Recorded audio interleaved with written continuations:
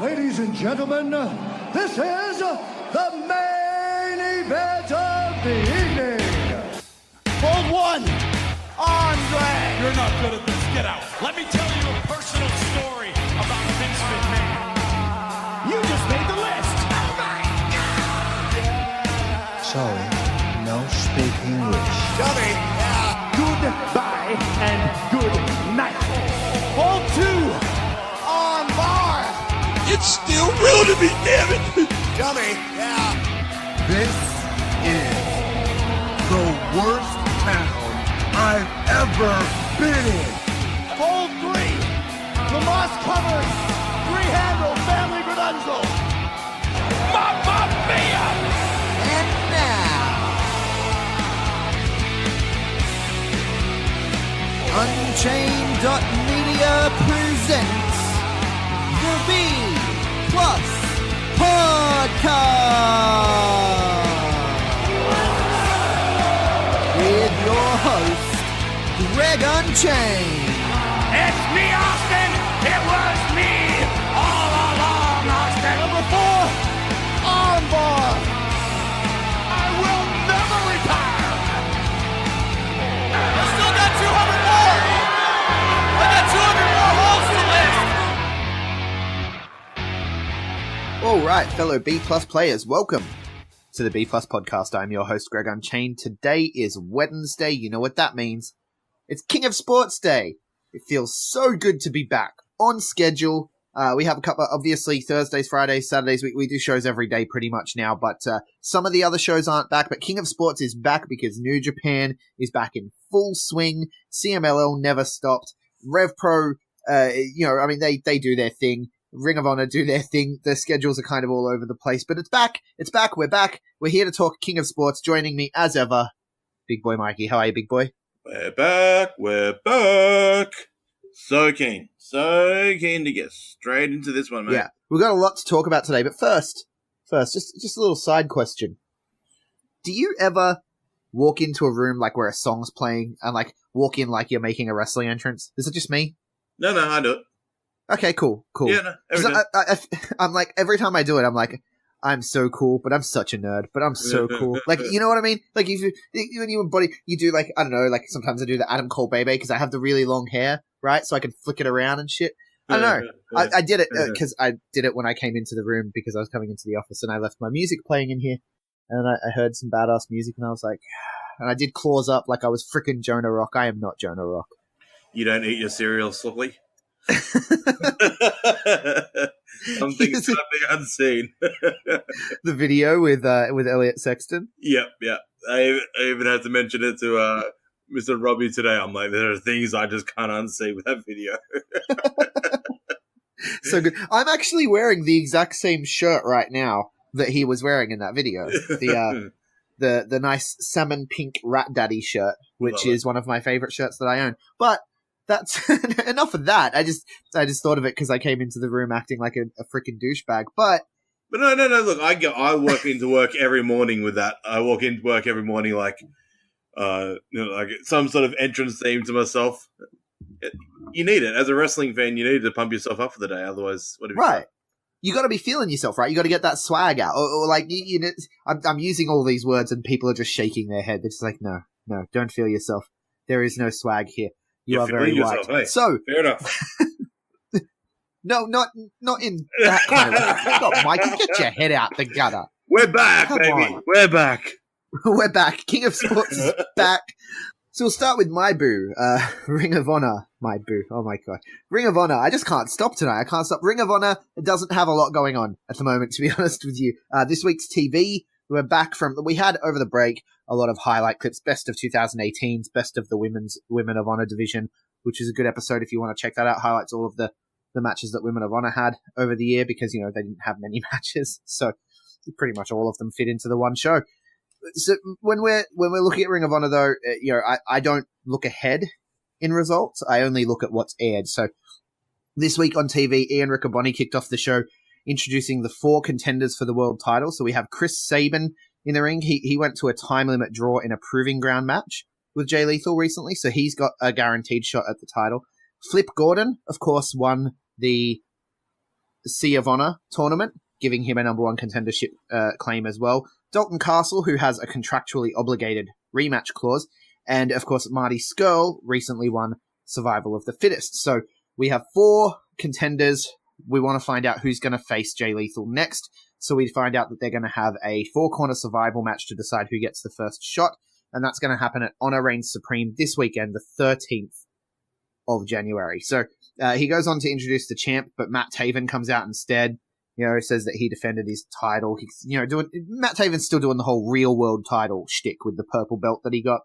And Jay Lethal comes out, holds up the real title. He's like, this is the real one. Matt Taven's like, no, this is the real one.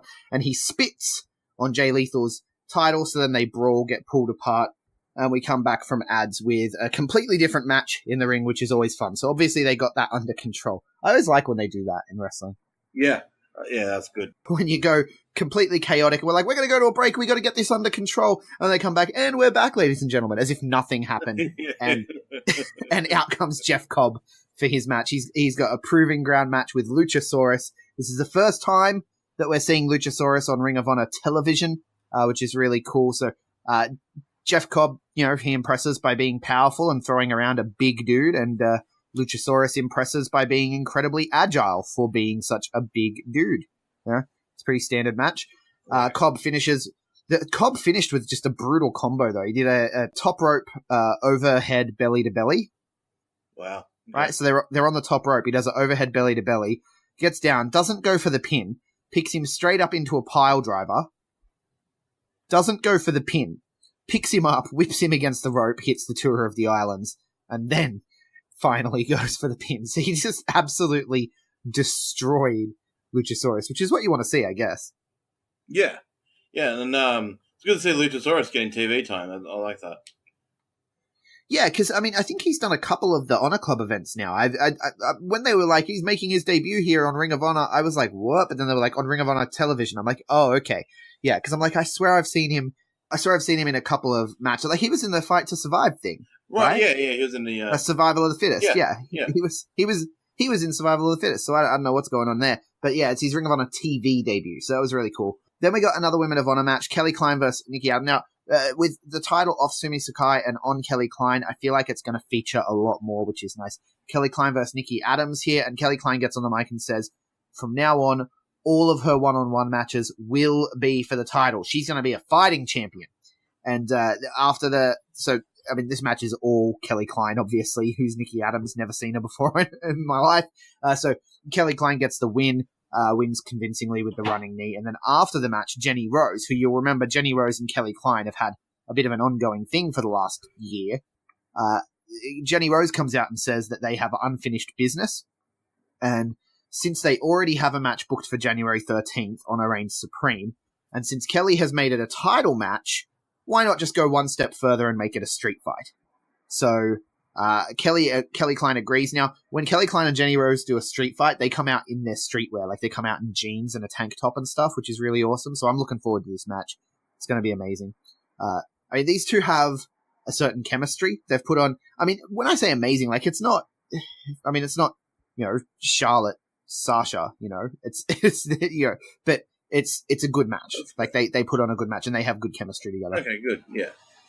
Yeah. And then we get, this is really cool. So since the whole Silas Young siding with Bully Ray and sort of leaving the Beer City Bruiser and Brian Malonis and those guys, the bouncers, since all that went down, Beer City Bruiser has been feeling kind of emo. He's been seen at the bar a couple of times, sinking back some brews, and Brian Malonis goes over to him and he's like, he's all upset about Silas.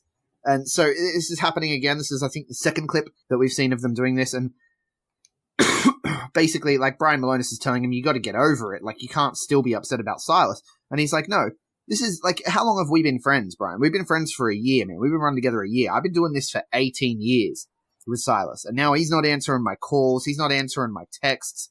Like, I'm upset, man. And so Brian's like, all right, well, let's go talk to him. Stop moping around the bar. Buck up, let's go talk to him. Finish that drink, let's go. And Beer City Bruiser's like, yeah, let's do that. So I really like this. Because Beer City Bruiser and Brian Malonis, they're like big, tough guys, right? Yeah, I love them. To see them sort of doing these scenes where he's being vulnerable. He's sitting at a bar, he's upset, he's sad because a friend, isn't talking to him and he doesn't know what's going on. He doesn't know what's gotten into him. He just wants to figure this out.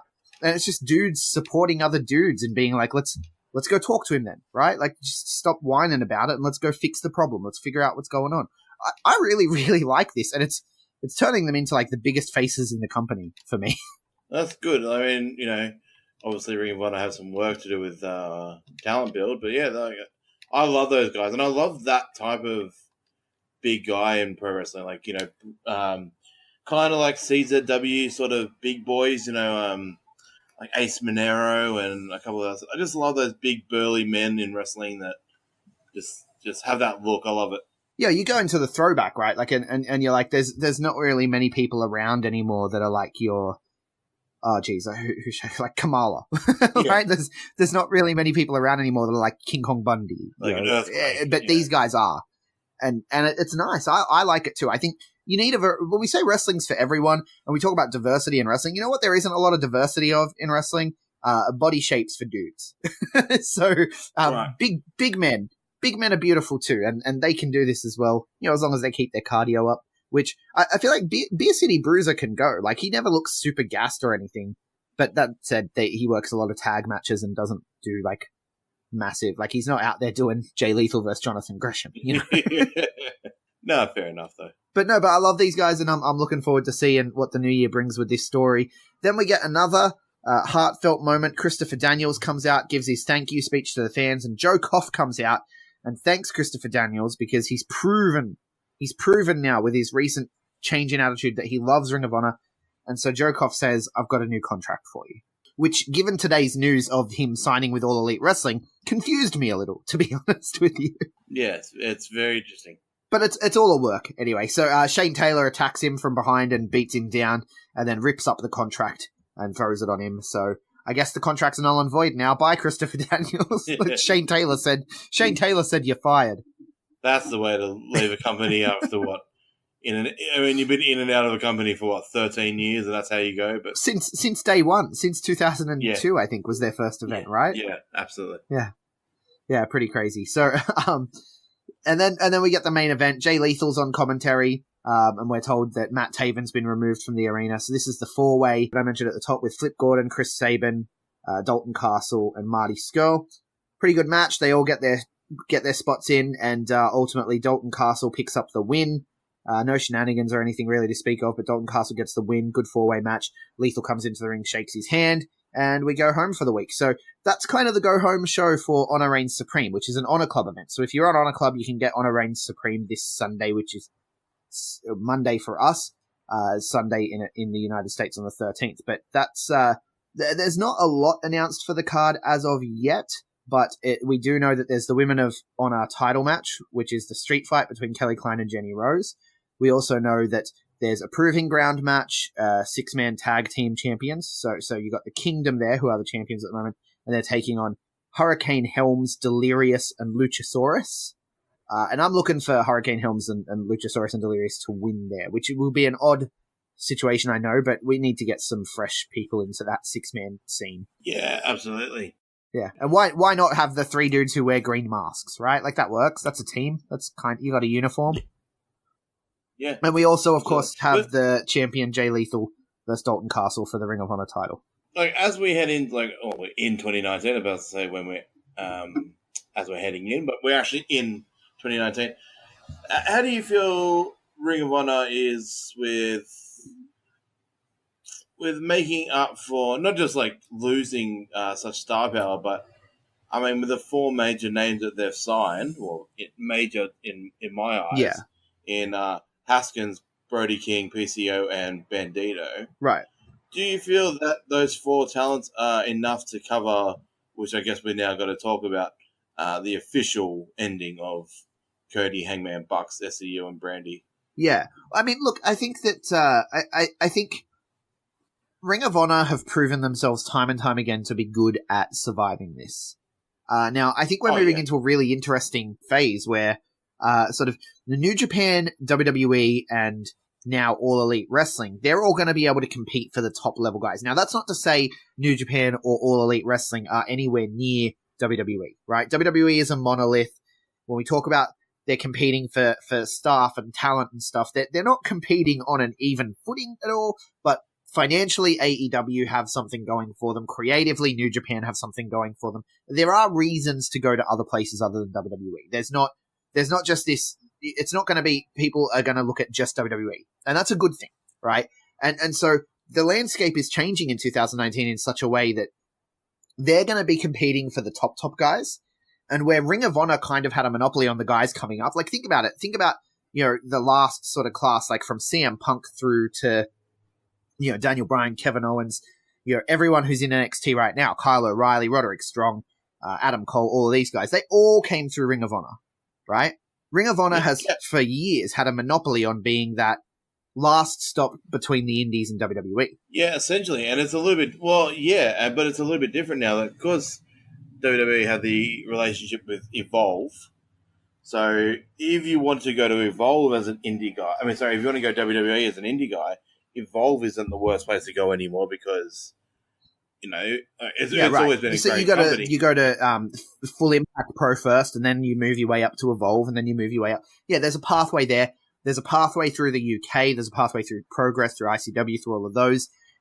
There's all these new pathways to WWE. So that's one thing. Yeah. But beyond that as well, like in terms of the indies, there's Ring of Honor doesn't have a monopoly on that anymore because Impact have kind of dropped down from even trying to be on that level where, New Japan and All Elite Wrestling are kind of looking at being now where they're going to be competing with WWE for talent.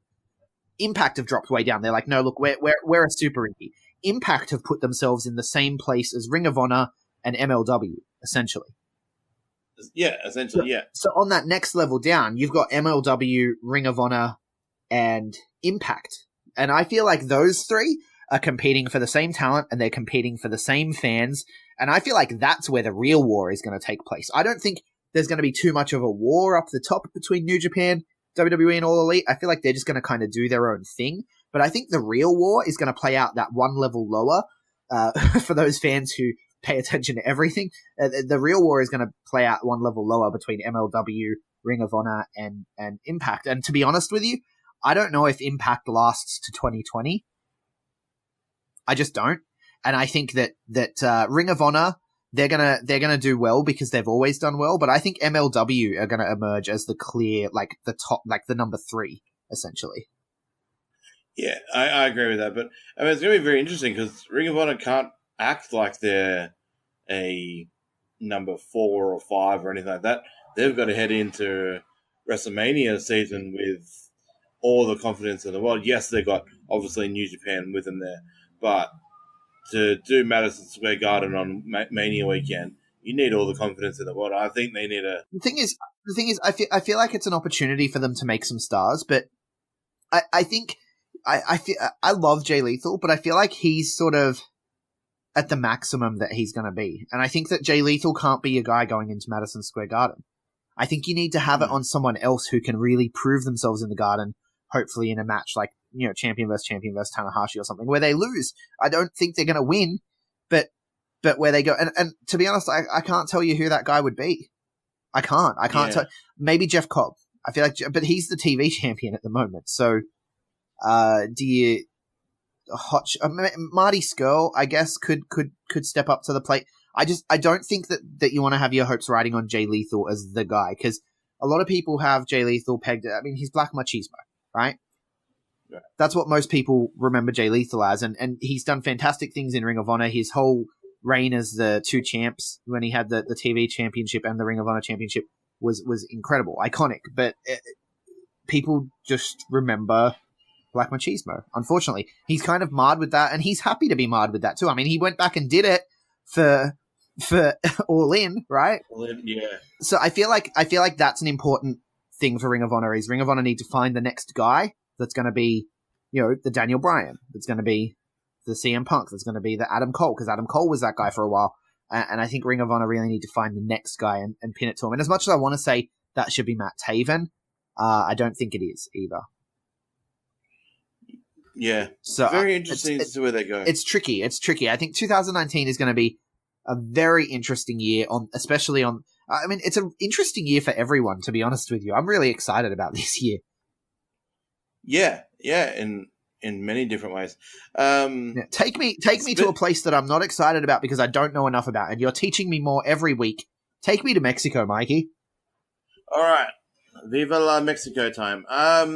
Here's a company that hasn't rested over Christmas. They just went fucking ham over the last bloody 4 weeks. There's no breaks. Like even WWE had more breaks than CMLL this year. It's nuts.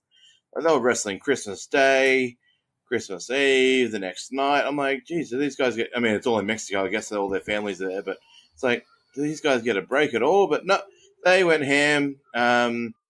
Keep going. So this past Friday, we had a Super Friday show, the Super VN show. It was actually what they called a Best of 2018 match. So Best of 2018 show, but not showing highlights from the rest of the year. It was the matchups again, like the best matchups of the year with the talent that they still have. And they repeated it, which is an awesome concept. Imagine like all the match of the years that NXT or WWE, and then on the first show of the year, let's just give them all that match one more time. And it's an interesting concept. Yeah.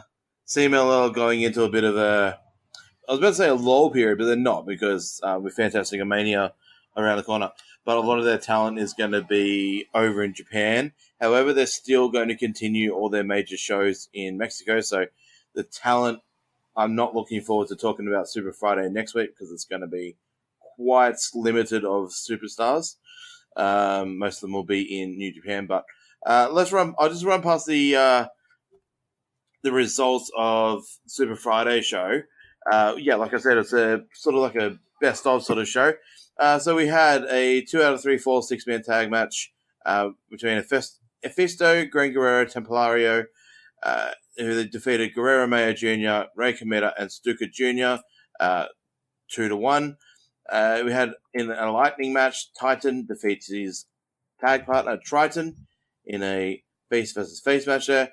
We had the El Sky team, so Valiente and Volador Jr., who tagged with Caristico. They defeated the team of Los Guerreros Laguneros in Euphoria, and also Guerrero, who tagged with Mephisto in this.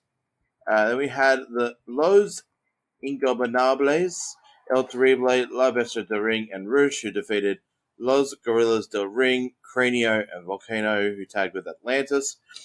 Then we had, in my opinion, the match of the night, Dragon Lee defeating El Barbaro Cavernario 2-1. If you haven't seen the spot, go on YouTube and find the spot. There is the most beautiful on-the-fly Canadian destroyer that I've ever seen. Yeah, you showed me this, and I asked you if it was sped up. It was that smooth and fast that it looked like it was in 1.5 times speed. Yeah, it was just a beautiful match.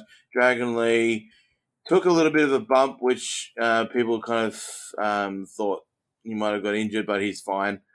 Dragon Lee lives on the fast lane. Then in the main event, we had the Mexican National Trios title being defended. La Sangre Dinamita, so Cuatrero, Forestero, and Sanson defeated the team of Angel de Oro, El Soberano Jr., and Niebla Roja 2-1. So there were some really good matches on that night, but yeah, Dragon Lee and El Barbaro, we've talked about it on Discord amongst the team. El Barbaro is in my opinion probably the future of CMLL. CMLL can get a little bit. I love New Japan, and we're on a New Japan cast, but they can get a bit New Japan-y in the sense of they don't allow, they struggle to put certain people in the main events too soon. You know what I mean? Like, right, they're infinitely patient. They take their time. Infinitely patient, exactly. Barbaro Cavernario should be their most promoted guy. He is so fluid. I keep calling him the Mexican Caveman Al because he's got that sort of the caveman style, which is, I love it. He's a good heel, and he's so fluent. He's one of my to watch in 2019. If he's not, I don't think he's done anything in Ring of Honor to this point. He will be on the Fantastic Mania tour, which I'll talk about in a sec. I really hope this guy flaps his wing a little bit more like the other guys, like Dragon Lee, we all know, Rouge, we all know. Ultimate Guerrero, and we all know. But yeah, hopefully he joins that. But yeah, a couple of things I want to do. I do want to talk about with CMLL though. Past that, so over the break, since we've had a break, we did touch on it on the Facebook, on the B Plus Facebook, but there was a match which was on the 28th of December, so a couple of days before New Year's Eve. It's holiday period. Yes, Mexico are obsessed with their pro wrestling, their lucha libre, but 3 days out from New Year's Eve, without much advertisement, as standard advertisement as you get, they had Penta facing off Caristico in the main event of a Super Friday show. This Super Friday show, just with Caristico booked as in a one-on-one, pulled in 18,000 people just for that event alone.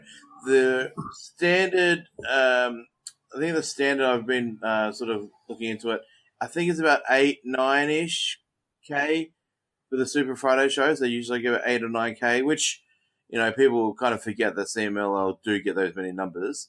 But yeah, that evening put 18,000. That's based off Caristico. That is Caristico's popularity. A lot of people seem to forget how huge he was before he went to WWE and unfortunately became, the laughingstock of the botch Cara and all that. But right, so Caristico is the original Mystico, yeah? Yeah, he's the original Mystico. Sin Cara, yeah. Yep, rumor has it his failure in WWE is a reason why we have NXT, because he was one of the best talents in the freaking world at that time. This is like getting someone like a Kushida or something like that on that level right now. But because they didn't have the NXT structure to move from, because a CMLL ring and WWE ring is very different in, it's obviously still four corners, but, the sizing and stuff can be different, and the ropes and that. They didn't have enough time to, translate it into a WWE ring. And from what I've read in the past, that had something big to do with the birth of NXT, because it's like, hey, we're getting this talent, but they're not, Yeah. Well, I mean, look, it's hard to comment on as people who aren't wrestlers, but you got to imagine different rings. You're going to work differently in different rings. You got to imagine that as well. Like, I mean, I know in Mexico, I'm pretty sure they work the other side. So I don't know if it's, in America you work left and in Mexico you work right, or if it's vice versa. But it's one of those. And so it can be a bit of an adjustment period. Yeah, absolutely. So he, obviously, but he's come back to Mexico. He's, still one of the most popular. There is this, I think I touched on before the end of the new year. He does have legit beef with the current Mystico. There is the Mystico character. There is also one in AAA called Mr. Says Jr.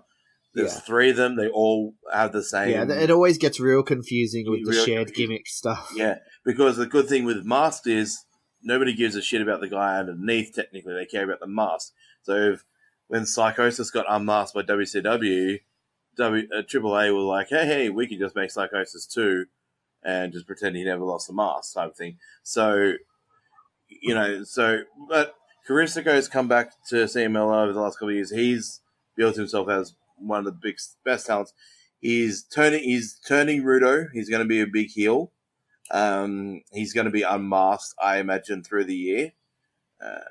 I'm guessing it'll be the Mystico or Roosh who does it, because Roosh and Dragon Lee, who are both brothers, are also brothers with the current Mystico. So I have a feeling it'll be Roosh that takes the mask from Caristico, and they'll build Roosh versus Caristico alongside Roosh and Lapaka, hopefully. But yeah, and also the big thing with CMLL, we didn't know whether to put this in the New Japan section or in a CMLL section, but this week begins one of my favorite weeks in Japan, Fantastica Mania. I love it. I'm excited about this because they're doing some of the shows in English. They are. They're doing the last 4 nights in English because maybe the last 3. So the last 3 are in Korakuen Hall, which is obviously very easy for them to set up. Is it going to be Kevin Kelly or? I think so. It sounds like it's going to be Kevin Kelly and Chris Charlton. I can't wait to hear Chris Charlton talk about Lucha Libre. Ooh, that guy's he's my favorite guy on any sort of commentary team in the world. I could listen. I like him. I like him. I've heard some people who don't like him, and I don't know why, but I enjoy his stuff. I think that he knows a lot about Japan, though. I don't know how well he'll go with Mexico. Yeah. I mean, if you know New Japan's history like he does, he'll understand the CMLL tie-ins with it. CMLL and New Japan have had a huge relationship for many years. Not very often have they ever had any issues. New Japan have had multiple American relationships, whether it's Ring of Honor or WCW, but they've always had CMLL in their corner. So,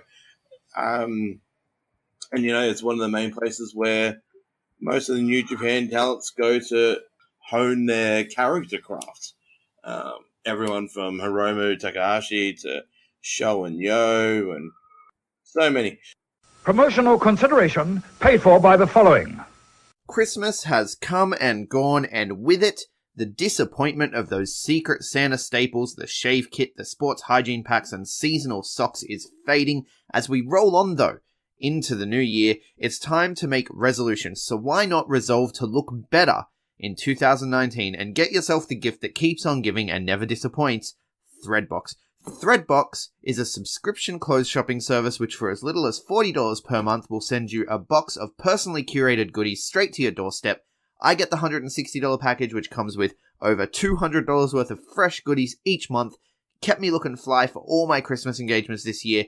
You get to communicate with the Threadbox stylist assigned to you by email regarding what it is you need, and they will tailor the box accordingly. And in the unlikely event that you don't like what they send you, you send it back, they will replace it with something new and make note of the things you don't like so that they can avoid that kind of thing in the future.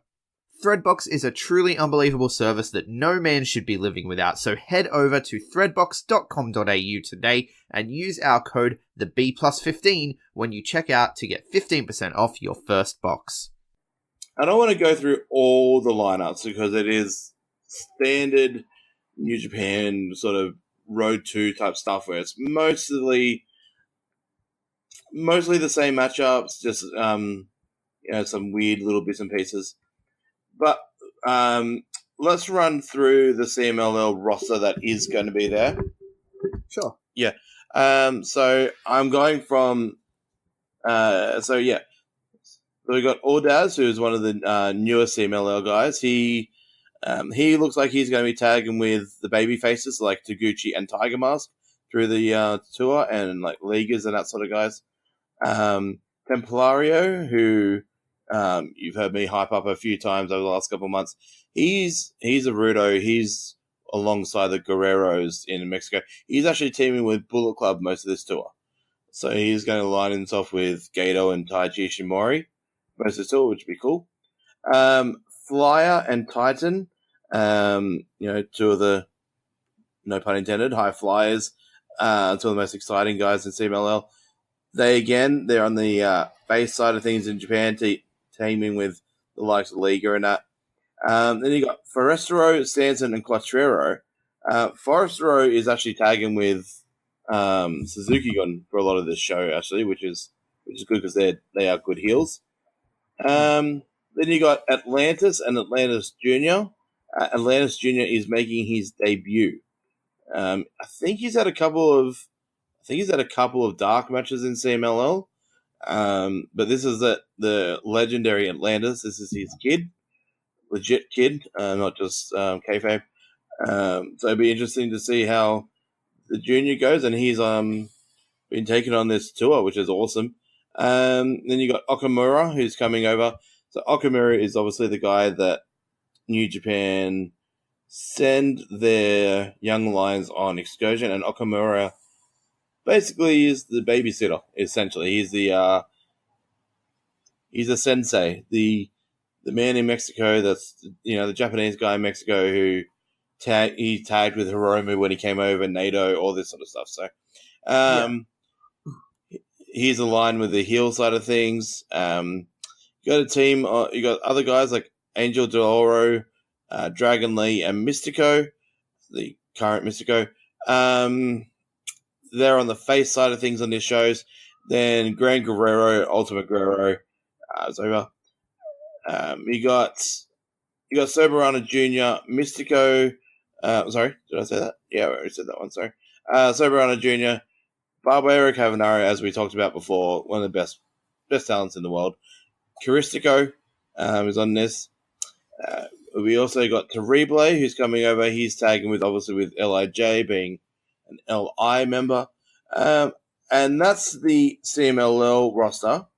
But there are three. So we're getting half the roster. Half the roster, or half the main Super Friday card, Super Friday shows.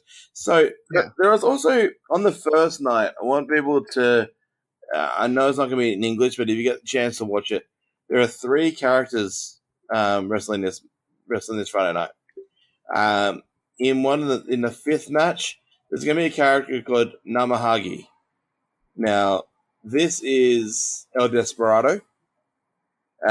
This is a character that he had in Mexico. It's like a Japanese demon type character,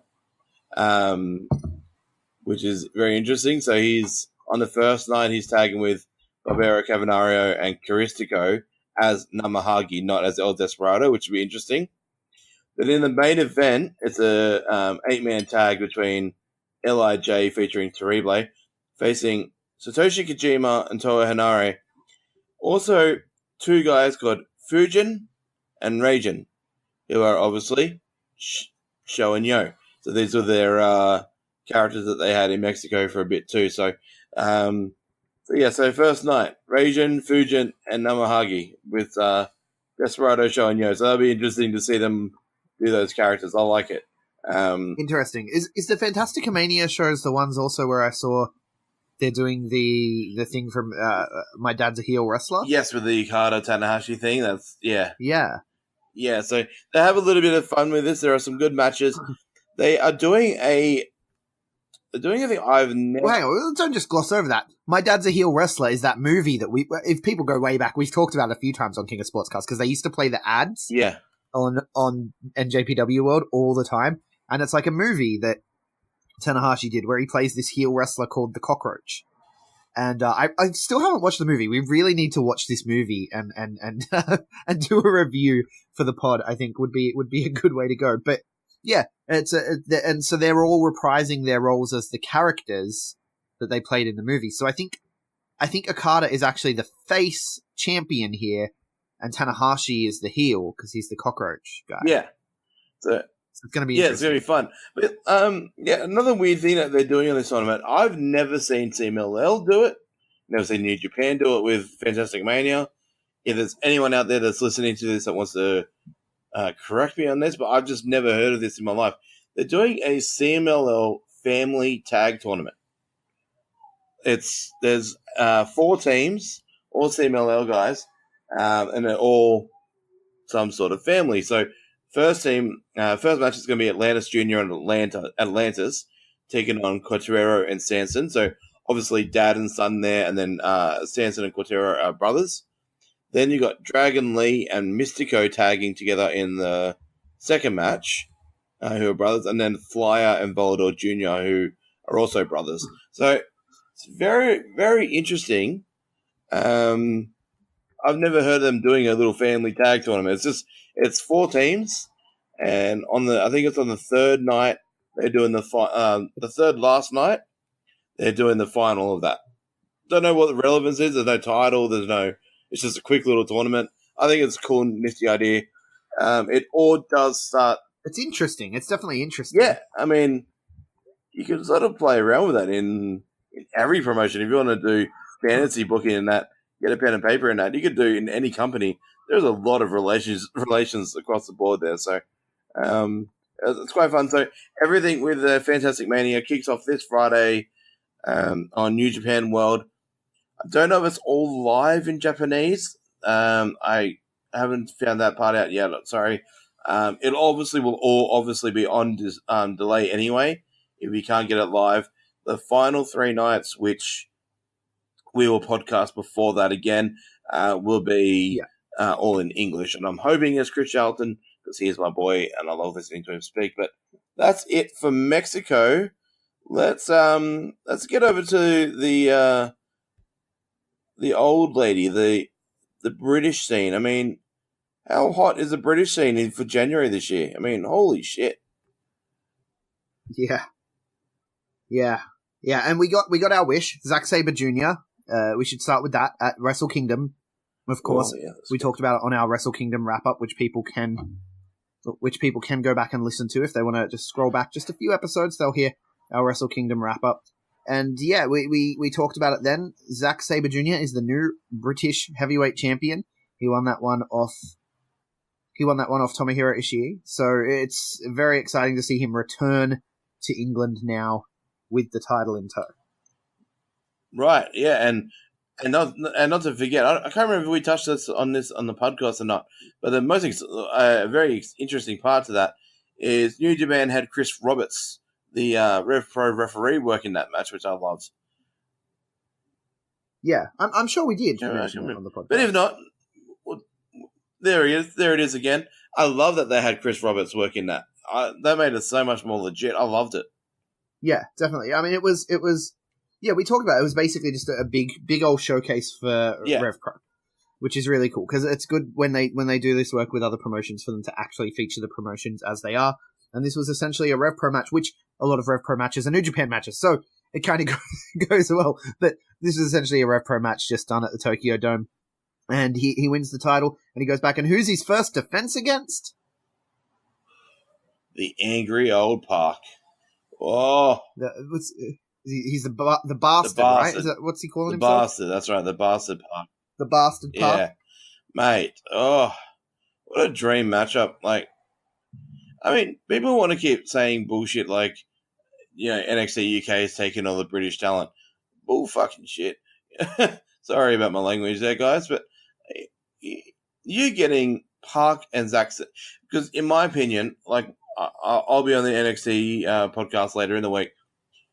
The difference between maybe Pete Dunne, Tyler Bate, and the rest of NXT UK card is a huge gap, in my opinion, in talent. Great guys, great talent on the NXT roster. Maybe Travis Banks, sorry. But other than those three, the balance between that big gap in the middle between the top tier talent in NXT UK and the next level is all Rev Pros to have. You got Zack Sabre Jr., you got Wheeler, you got Park. Technically Marty Skrull's still technically out in the wild.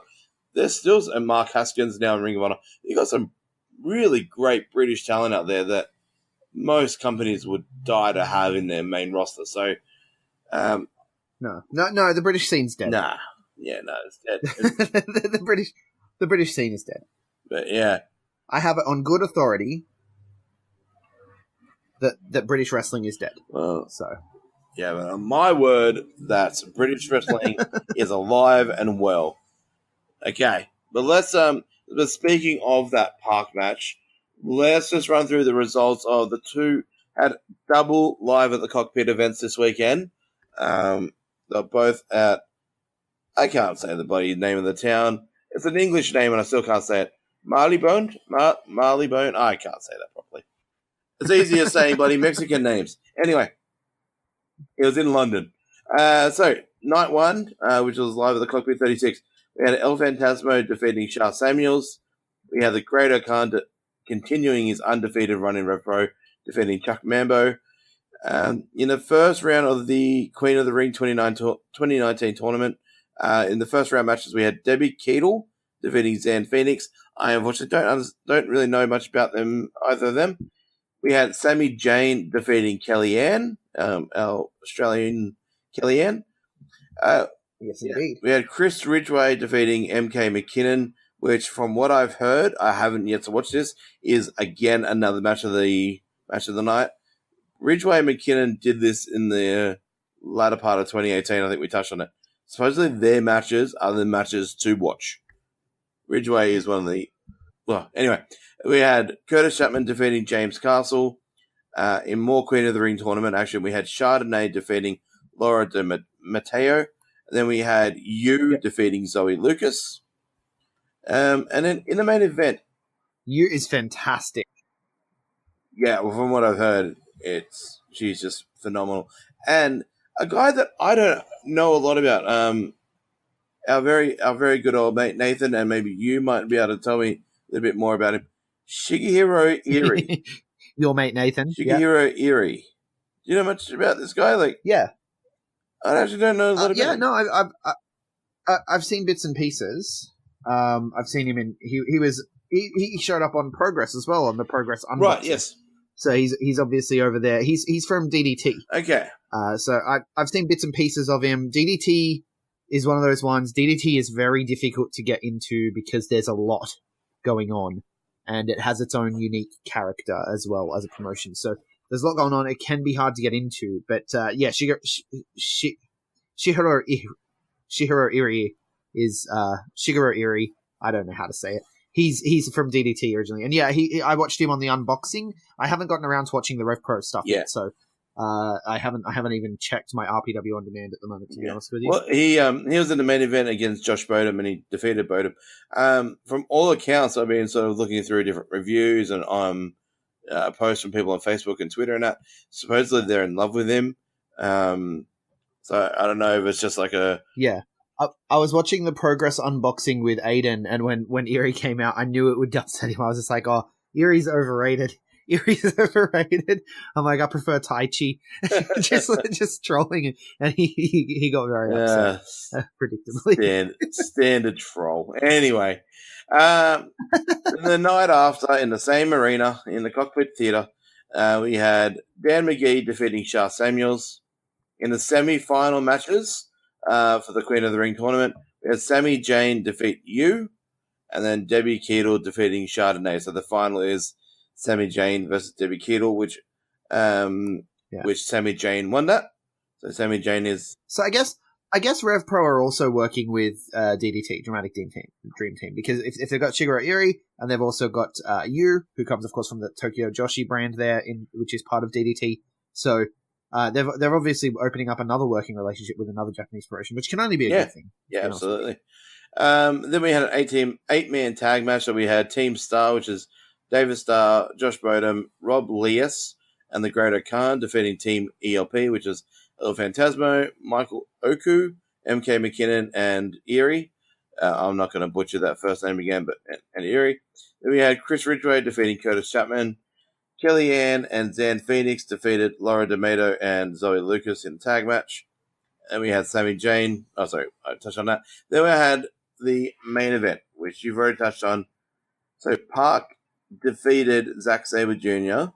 It was a British heavyweight title match. However, Park did win by DQ. So obviously no title change there. Yeah. Obviously, which keeps Park away from that RevPro title for now. However, it was the...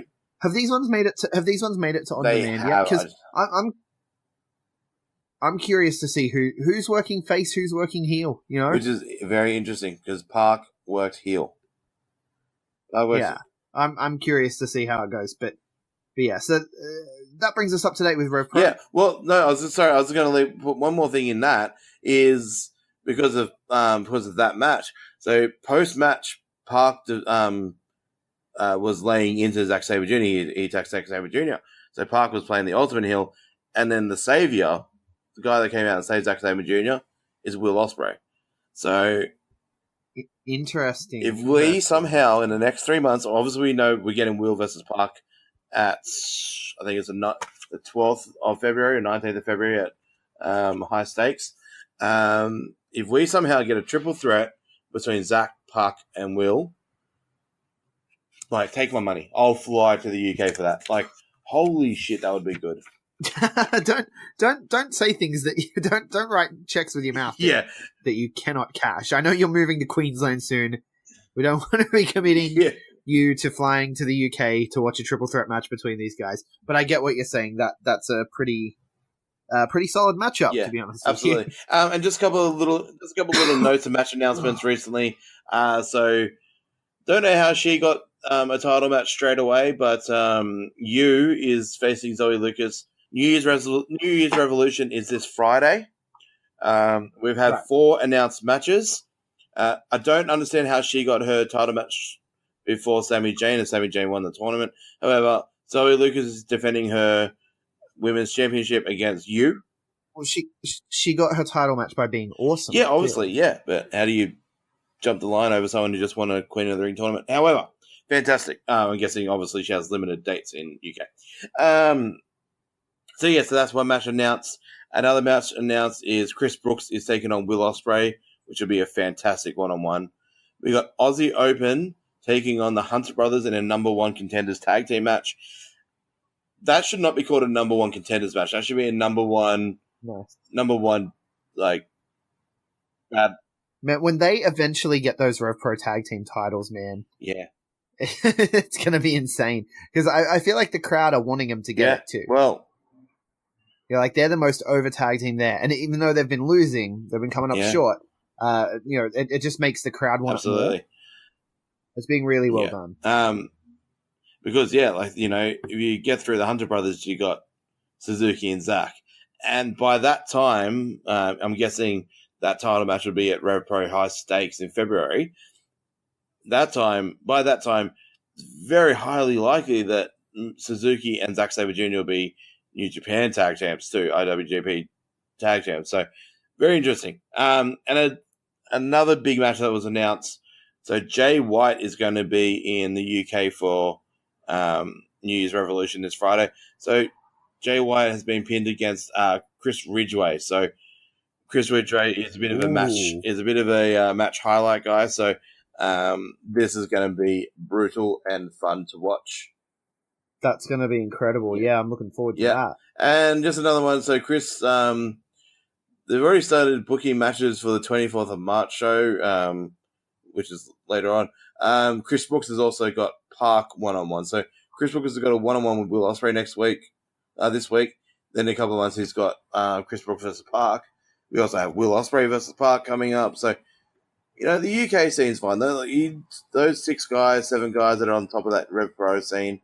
I mean, a couple of weeks ago, we were talking about how Suzuki and Ishii was at the top of the RevPro card. Now they're not there. And, now the top British guys are Zack Sabre Jr., Park, and Will are at the top. So, it's very easy to get those British talents right at the top of there if they need to. So, yeah,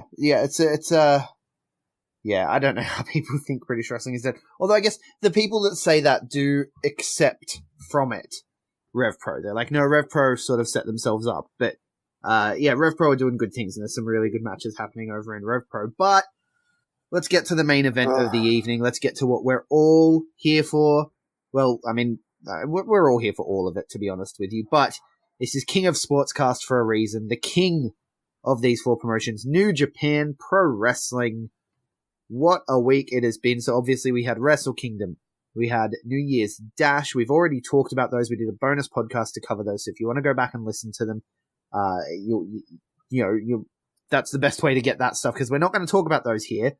Those were their own show. They had an entire hour's worth of content for us to talk about. For now, let's talk about everything that is to come. I think that the biggest headline here has to be confirmed. Kenny Omega is leaving. Kenny Omega is leaving New Japan Pro Wrestling. Tokyo Sports broke the news with an interview where he just said that with Tanahashi on top, he doesn't want to be fighting underneath Tanahashi, and he doesn't know if he'll get a rematch, and so it's time for him to take a break from New Japan Pro Wrestling, and not just from New Japan Pro Wrestling. Very cryptically, he's not just going to take a break from New Japan Pro Wrestling. Could that mean he's taking a break from wrestling altogether? Could it mean he's taking a break from Japan? Going to WWE, going to All Elite Wrestling? Let the speculation begin. Speculation begin in, maybe 12 hours. We will know a lot more from the All Elite Rally tomorrow. So as people listen to this, we will be watching the All Elite Rally live and figuring out what's going on, I guess. Yeah, I'll be watching from work. I don't care if my bosses listen to this. Yep, I'm not working. I'm watching that. Your boss listens to the podcast? Mikey deserves more money. Give the man a raise so that he can go to more wrestling shows. But yeah, look, it is the number one piece of news this week across the board. Not just New Japan. Kenny Omega officially leaving New Japan, and his contract discussion is the number one topic of pro wrestling outside That's the hottest story in wrestling. Outside tampons, it's the hottest story in wrestling. Nice. Nice of you to strew that in, because you don't get to be on the All the Rest episodes. All right, what's your take?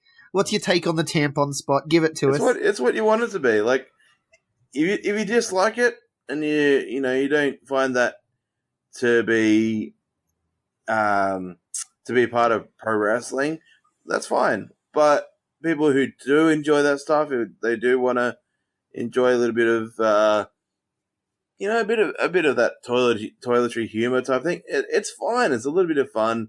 I think people need to stop taking it so serious. I think it was fun. There's a good bit of shock value. Good bit of shock value. Her stock has obviously gone up high in the last couple of weeks. In the last week. Yeah. I don't know if she'll be getting any work with WWE or anything anytime soon, though, given that the way Road Dogg reacted to it and what have you, and he has some influence within the company. But promotional consideration paid for by the following.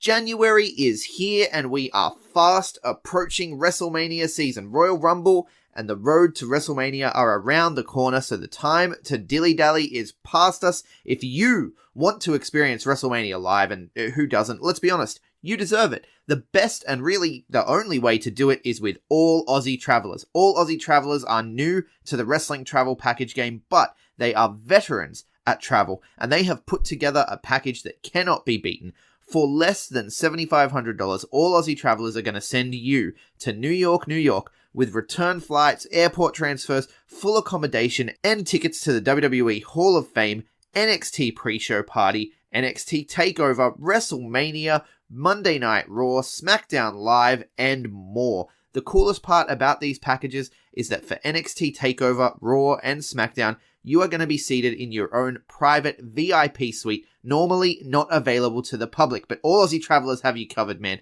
They got this locked down. It has its own bar, it has its own bathroom access, and all the luxuries that a VIP box comes with, not least of which, of course, an incredible view for everything happening in the ring.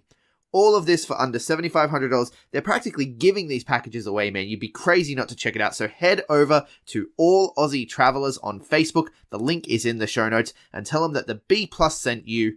And let's go watch WrestleMania in style. That's over there. We're in New Japan right now. But I thought I'd let you give your take, because we'll talk about it on All the Rest on Sunday. So if anyone wants to hear what I think, if anyone wants to hear what Mr. Mysterious thinks, All the Rest on Sunday is going to be the place to do that. Hit that subscribe button. If you're a Patreon subscriber, you might get it a couple hours early, etc., etc. Let's get on with it, though. Kenny is the top story. Other than tampons, Kenny is the top story. And it's crazy. Like, Dave Meltzer was talking about it. He's reporting one thing, and then by the time the thing he says releases and gets uploaded to the internet, it's changed. Right? So he's tweeting out, he's like, look, bear with me, guys.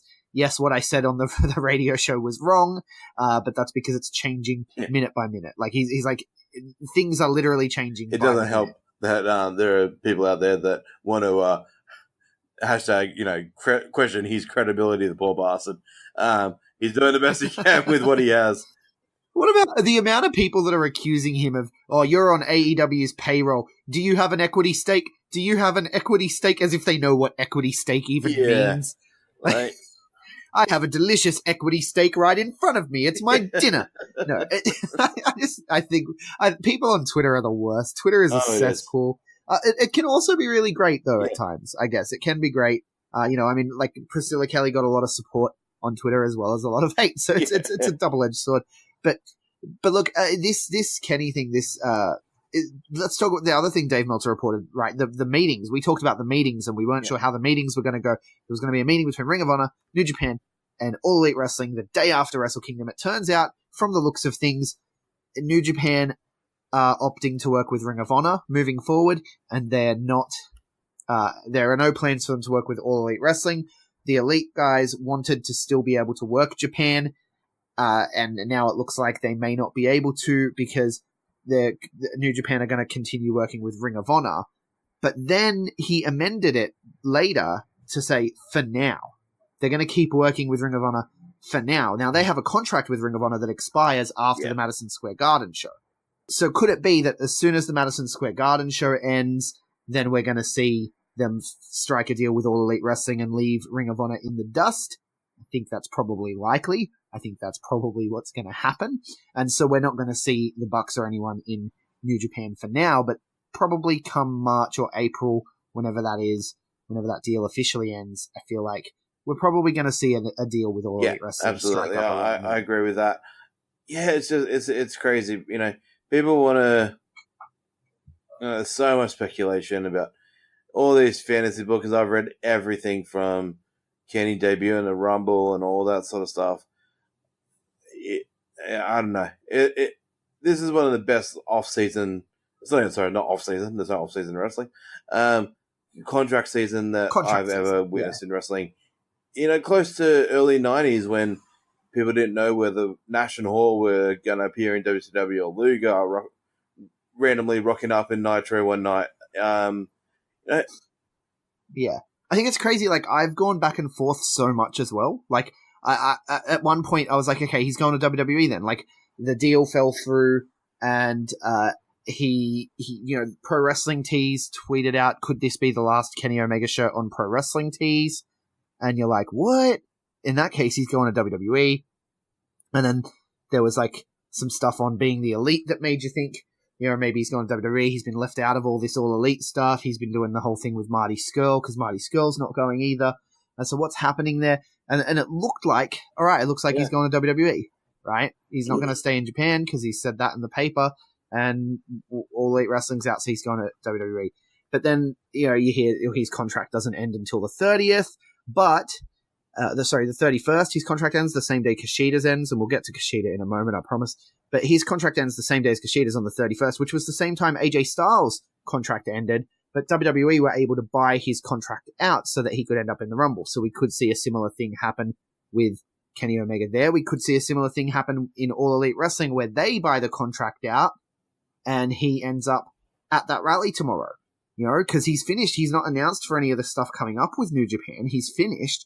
So is he going to show up at that rally tomorrow with the ticking clock? Because at the end of the last Being the Elite, they obviously threw another tease in. He's lost his phone and he can't find his phone after the Tokyo Dome show. It's in a garden outside the Tokyo Dome, and it's got one of those ticking timers that all the other guys had that ended up revealing them as All Elite. So is he going to find his phone to see that it's ticking down, or are we going to hear a ticking, like we're going to be at the press conference tomorrow and then there's going to be a ticking and someone's going to find Kenny Omega's phone and be like, oh, Kenny's, you know, I don't freaking know what they're going to do, man. It's all over the place. But now I'm back on the, okay, it looks like he's going to All Elite Wrestling train. And it's as of recording so this, I believe it's All Elite now.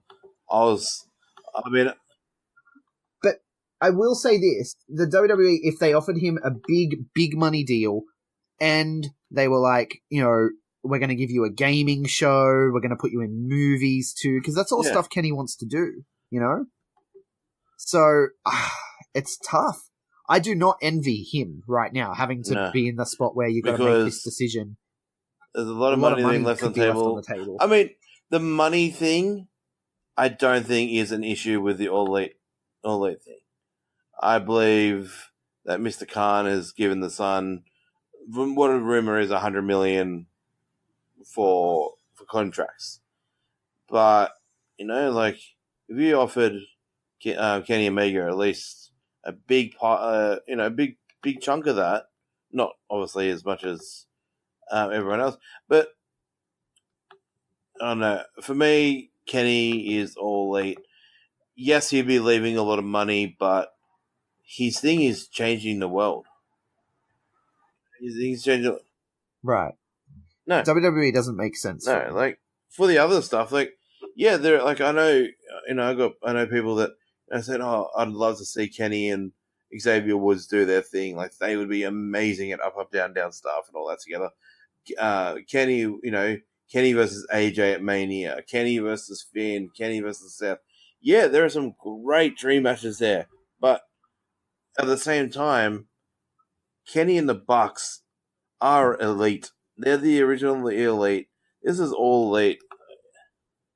Yeah, so can they call it All Elite Wrestling without Kenny? Like there'd be a piece missing. Like, as much as I love Marty and all those other pieces, I can live without Marty for a couple of months in All Elite or whatever, however long it takes for them to start up anyway. But, you know, Marty, as much as I love Marty, But if you're looking at quality matchups, he has more to offer the wrestling fan by going to WWE, doesn't he? Who knows who else All Elite Wrestling have that on their mark. We've heard rumors that the Impact were going to offer Penta and Phoenix a big contract, but All Elite want to match that. All Elite want them. So, we all saw how good Kenny and Phoenix was at Northeast Wrestling, how good Kenny and Penta was at All In. Like a proper Kenny versus Penta rivalry. That would be freaking awesome to see. God knows who else they get their money on. Like, I don't know. It's just big. But, yeah, look, tomorrow's just going to be a very, very interesting day for pro wrestling. It's not just All Elite. I don't even know if we're going to get an answer about Kenny tomorrow, to be honest. If it does, it'd be huge. I don't know. But there is someone that we do know what's going. Well, we know most of it. There's no official word. Yeah. So Kenny is the biggest Western name to come out of this. But two Japanese people that have been synonymous with New Japan for many years. We'll start with Kushida. Is retiring from New Japan Pro Wrestling. His contract ends the same day as Kenny Omega's on the 30th of January. However, Kushida is getting a send-off match. He's been booked in a match to face, the ace of the juniors versus the ace of the heavyweights, Mr. Hiroshi Tanahashi, at the New Beginning, or the Road to New Beginning on the 29th, which would be awesome to see. Man. Right, so if we've got Kushida against the IWGP Heavyweight Champion, Hiroshi Tanahashi. Like, that's the goodbye match. That's incredible. Non-title match. It's just respect match. It's like you see that press conference, how much love Tanahashi and Kushida have for each other. Kushida got very emotional announcing that he was leaving. Dude, it got me emotional, man. I was like, shit. Like, I got to go get some onions just to make it feel a bit better. But yeah, I don't know. I'm going to miss Kushida in New Japan. But in fairness, this is different to the Kenny aspect. I'm happy for Kushida to be done. I don't want him to leave New Japan, but he's done everything that he needs to do in Japan. Yeah, we've talked about it before. He's going to be a good fit for 205 Live. We feel like he's done everything he can in the junior division at least. Maybe he goes to 205 Live for a while. Maybe he hits the main roster. Maybe he comes back. Maybe he does a G1. And then maybe he just becomes that legend guy who's always around, and floats between being a heavyweight and being a junior, kind of like Liger has for a lot of years, and where he can do a G1, he can do a Best of Super Juniors, he can kind of be called on for whatever they need. I feel like that could be Kushida in the not. Yeah, absolutely. And look, the announcement that the rumors out there that Kushida to 205, but it's nothing official. I mean, Kushida's used the word retire in his thing. Like, is Kushida just retiring on a high? Like, he might just, might retire towards the end of it. He might just retire in general. However, there's also the question that, I mean, he's only 36. I don't think he's retiring, but yeah, no, I'm definitely looking forward to what's to come there. We also got word that Iizuka is retiring. February 21st will be his crazy farewell. bastard. It's sad. Like, I love Iizuka. I mean, a lot of people don't realize how good he used to be. Japanese and sometimes Mexican, Japanese legends do this stuff to themselves. I don't know, like I had this conversation with someone in our Discord, which people can become a part of by signing up on Patreon. Now, I had this conversation with someone in Discord, and I remember saying that, I know it sounds harsh, but I'm sort of what have you done for me lately? Right? Because with New Japan World, with WWE Network, with all these sorts of things, I can go back and watch your stuff from the past when you were good, and that stuff's not going to change, right? Like, that stuff's always going to be there. You can go back and watch that whenever you like. But what are you doing for me right now? What have you done for me lately? And Iizuka is a solid member of the undercard, but am I personally going to miss him? No. And I recognize that that's coming from me as a person who has only been watching New Japan Pro Wrestling for 4 or 5 years. 5 years now. So, obviously I didn't get to see him in his prime. I don't have that attachment to him, and that's why I feel this way. I mean, it's always sad to see someone retire, and it's good that he's going out on his own terms and he's not retiring, like Shibata or anything. It's good that it's his time to retire, so he's going to retire. That's a good thing. And thank you for everything you've done. On to the next. Absolutely. And it's a good thing that Japanese legends do to themselves. I mean, Liga, for the first time in 25 years, wasn't a part of the Wrestle Kingdom card. Tiger Mask wasn't involved. Tenzin, Kojima, Nagata just got on the pre-show due to injury. Or Michael Elgin. These legends, they phase themselves out, whether it's silly characters like being masked up and being Crazy Man or whatever. Or like wearing soccer gear on your head. And Look, there's another one. The legends do this to themselves in Japan. I think it's a way to, they want to give the young talent the spot. And it kind of fades them away into the background a little bit. Like bit by bit, they fade out a bit more. I mean, I love Iizuka. I don't know a lot about his past matches. I know he was very good. He's not, on a Masawa or a Inoki sort of level that you want to talk about legendary. But yeah, so there's another one gone. People will remember. Anyone who's been listening to the show for a while will remember we talked about those New Japan fans when we were talking about like the G1 and people that were really upset with the firing squad, the Bullet Club OGs and what they were doing with the G1, and there were those New Japan fans, and sort of by the end of the tournament we agreed with them, but to begin with, like they jumped the gun on it, right? And we were, in our opinion at least. And we were talking about those New Japan fans. And I've noticed something really funny about those New Japan fans, like the really hardcore, like, I've been watching it since whatever, and that sort of look down on newer fans like myself. It happens. It's fine. I don't care. Like, whatever. I'm enjoying wrestling. It's good. But something I've noticed, and I want to point it out here is, how can he be retiring, all this sort of stuff.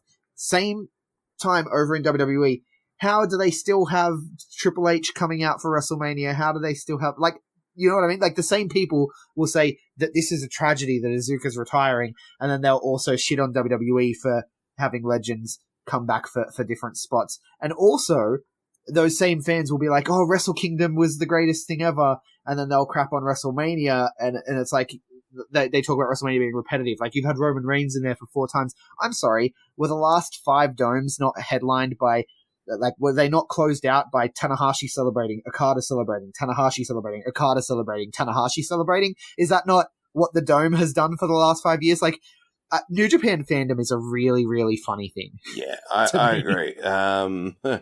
Because, like, I try to stay positive about all wrestling as much as I can, and that's why I have stepped away from some WWE stuff. Like, I still watch the highlights and what have you, but it was becoming very hard to stay positive. So I kind of stepped away and was like, CJ, you take control of the WWE stuff for now because I'm getting a little bit frustrated. And I feel like that's what you do, man. Like, watch what you love and build it up. Yeah. That's my mantra here. And that's what we're doing in 2019. So they'll do a retirement show. I can't remember the official date, but it's like late February. I want to say 21st. Thank you very much for that. One. So they'll do a nice little retirement show. I'm guessing it'll be Suzuki good and heavy. But yeah, so all good there. Some more. Well, let's talk about a couple more contracts. Juice Robinson and Rocky Romero have both officially re-signed for multiple years. Juice is as has and Chase Owens. So Juice, Chase, and Rocky there, which is great. So 3 people that they're keeping. I love all 3. I love Chase being back in the Bullet Club. It sounds like he's going to get a push as much as he can. Yeah. Meanwhile, WWE have sent feelers out to Naito, Sanada, and Okada. So, I can't imagine. I think Naito has expressly said he's not going to go to WWE. I can't imagine Sonata going. I feel like Sonata would very much get lost in the shuffle. Okada going to WWE. Sonata and Okada have already tried the American thing. They're both in TNA for a bit and did their thing there. I don't know. Naito, I just don't know. Like, I don't think Naito will ever sign. I think he sees like Almaz and Shinsuke, and like he sees them on the main roster and thinks, shit. Like, is that my limit? Like, I can imagine Naito sitting there being like, please, Okada, you should definitely go, man. You should definitely go. This would be a great opportunity for you. You've already won the title. You've had the longest reign. What have you got to do? You should go. You should, so that he can step into Okada's spot. Something else we should talk about. Kota Ibushi definitely was concussed. It was not a work, and he's taking time off for the next couple of weeks because of this concussion. And you got to wonder where he's going to land in all the contract situations as well. There's been no talk about him other than he's concussed, so there's nothing happening right now. But you got to think that a lot of people are sending him offers as well, right? Well, yeah. I mean, he's a not a free agent. What's the right word? He hasn't got a New Japan contract. Like, he's not contracted. He's a right, which is the reason you've always said they're not going to go with him. They're not going to go with him because he's not under contract. And they haven't. So there you go. But yeah, I imagine Kota ends up in all. If Kenny's in All Elite, Kota goes to All Elite, 100%. Yeah, well, I think they've got to tell that Golden Lovers storyline, right? They've got to keep that going. And I thought it was going to headline the sorry, not the Dome. I thought it was going to headline Madison Square Garden, Kenny versus Kota. So yeah, it's such an interesting time. But let's get on to, we got, just before we went live today, the cards were announced for New Beginnings and Road 2s and all of that. Let's just have a look at the highlights. Yeah, absolutely. And then let's so call the it year for New Beginning shows in USA, there was 2, in both in California and in North Carolina, but due to the popularity, they have added a 3rd in Nashville. However, those lineups have not been announced. So they will be released, I'm guessing, soon. The Japanese legs of the New Beginning, so the New Beginning in Sapporo, 2 nights. There's 2 nights of New Beginning in Sapporo on February 2nd and February 3rd. Sorry. Yeah, February 2nd and 3rd in Sapporo, February 11th in Osaka. There is the Road 2. The Road 2 is very standard Road 2s, a lot of 8-man, 10-man, 6-man, 8-man, 10-man tags. The only highlight of the Road 2 is obviously the Tanahashi-Kishida match on the 29th, which is obviously very special. But yeah, let's touch on the highlights of the 3 big New Beginning shows. So let's start with the Sapporo. Your young lions, Yuya and Yoda, they're back, buddy. Yes. Yeah, more 10-minute time limits for sure. Yeah, so what do we got as the headliner for this one? So got to be getting ready to go off to Excursion too, right? Yeah, it wouldn't surprise me. Wouldn't surprise me after Fantastic at Mania, Okamura puts his eyes on those 2 and maybe, in about a month or 2 goes over. Done. So the first night, which is the 2nd, the 3, what do you call the 3 headliners? So you got a special singles match. All 3 of these are 60-minute limit matches, so you know that they're special matches. Sonata versus Minoru Suzuki 1-on-1. This is fed off the Minoru Suzuki and Zack Sabre Jr. going for the tag titles. But also we got Evil versus Zack in a 1-on-1. This was meant to happen back at Kings of Pro Wrestling, I want to say, or before that, when Jericho attacked Evil in the entrance. That match was supposed to be a thing. So they're finally getting their 1-on-1. And in the main event, it's the dream team of Okada and Tanahashi facing Bad Luck Fale and Jay White, just an tag match. First time we've been predicting it. We're like, they're going to team. They're going to be a team. They're going to be a team. I reckon they'll be in next year's World Tag League. Don't quote me on it. But I'm feeling good about Okada Tanahashi as a team. Yeah, so do I. It's very old school fans might hate me, especially. Well, I actually know they won't hate me after today. It's very Hogan Savage-y. I love it. Very Dream Team. People might not hate me because Savage is dead and Hogan is dead to half the people. So anyway, so that's the highlights for the first night. The second night got a couple of title matches, which is fun. So the last three matches again are the highlights. First off, we've got the junior tag titles being defended. So Shingo and Bushi are defending against Desperado and Yoshinobu Kanemaru. Interesting because New Japan don't exactly do rematches, but due to the actions of New Year's Dash where Suzuki-gun destroyed all of LIJ, they instantly get a title match again. So interesting. Then you got the tag title match. This is a match I'm looking forward to. Sonata and Evil versus Zack and Minoru Suzuki. Holy shit. I don't think Sonata and Evil can stop them. I think they take the titles from them. No, I don't. I don't know, man. I don't know. Evil and Sonata just got the straps. But you know what? You might be right. That's a tough one to call. I'm looking forward to all these LIJ versus Suzuki-gun matchups. I think it's going to be really exciting. I'm looking forward to this show specifically. Yeah. And the main event of that show is Naito versus Taichi for the IC title. So you got all 5 members of LIJ taking on 5 members of the Suzuki-gun.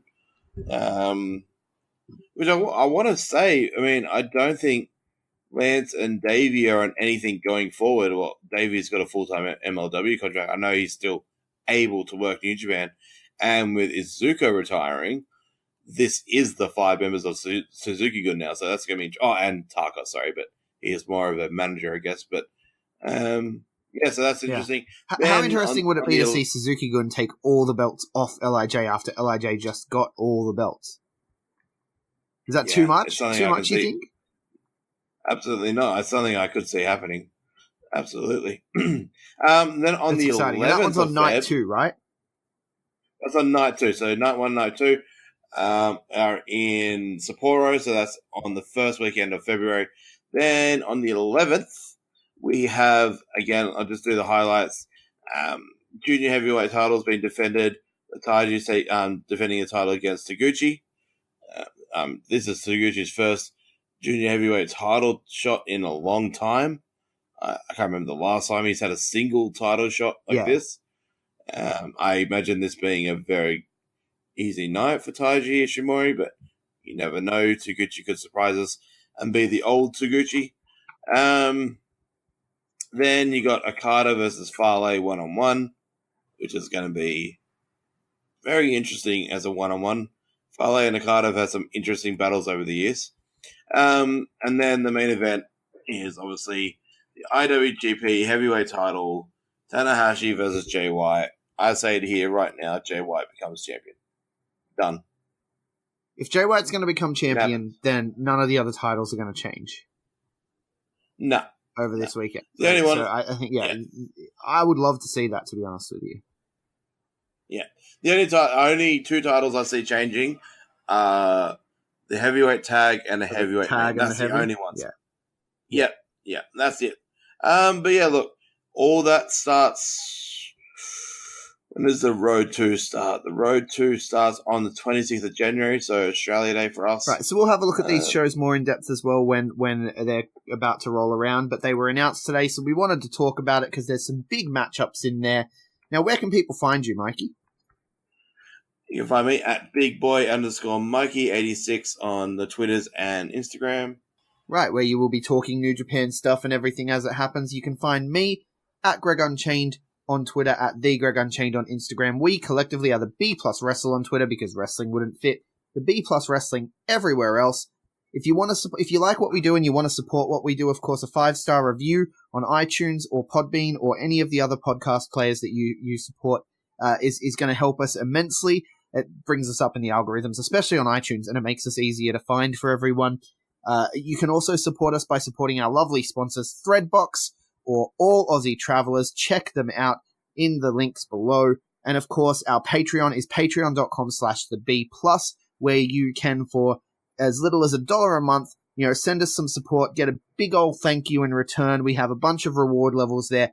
You can get, and there's more to come too. We're working on shirts, we're working on all that sort of fun stuff, but we need to build up a little bit of a base first. But you can join us in our Discord, where we can talk wrestles all the time. We can talk the graps, and you can join us. You can even tell us what you want us to talk about. We can do custom episodes. We can do call-in shows are coming very soon as well. So all this good stuff on Patreon, and that's the best way to support us. You can also do that on Podbean, where it's a premium subscription on Podbean, and it's right there in the Podbean player, in your app, on your iPhone, on your Android. Really easy to do. And we were selected this week as Podbean's Podcast of the Week. How exciting is that?